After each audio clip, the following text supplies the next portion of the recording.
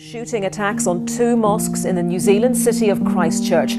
49 people are known to have died. Inside the Masjid Al-Noor mosque at 1:40 this afternoon when a gunman went in and started shooting. Confusion and utter sadness covers the faces of those who lay flowers around the country. In times like these, what would you do? 6 months ago, I moved out, and every morning I try to get up early and go for a run. Now, as any runner would know, once you find a running route, you get very used to all the things, the people and the places that you see as you run past them. So for me, choosing a running route was very important. I wanted somewhere that was easy to run, I could do every day without hassle, and was a nice view.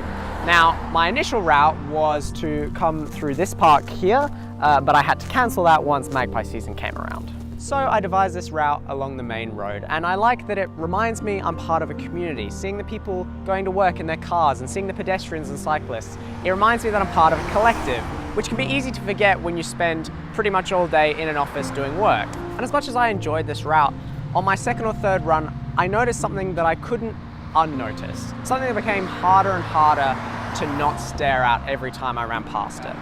Yes, out here, outside of a childcare centre no less, carved into the pavement is a symbol of racism, hatred and white supremacy. And for months it's sickened me and disgusted me, but ever since the Christchurch massacre, I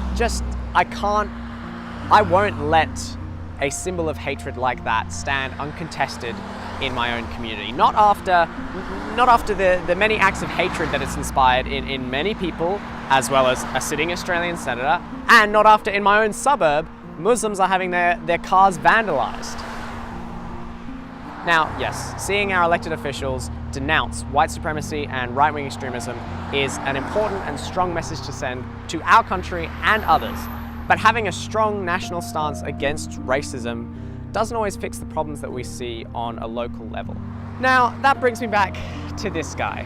See, I don't know who drew this or carved it into the pavement. It could have been a kid who just wanted to draw the most offensive and inappropriate thing that they could think of without thinking about how it might affect other members of the community.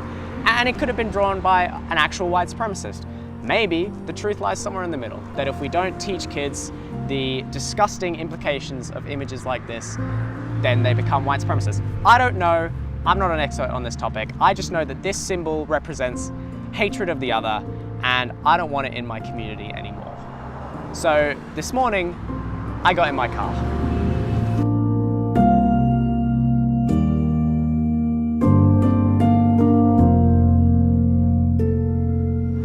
And I got these. Now, I'm not gonna egg concrete because I don't want my running route to smell. But what I can do is turn this symbol of hatred into one of love.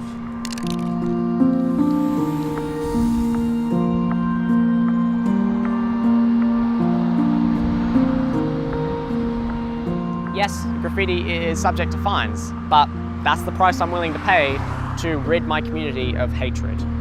Plus, now, the council has to come and pave over it because that's vandalism. So, look, if there's one thing that you leave this video with, let it be this.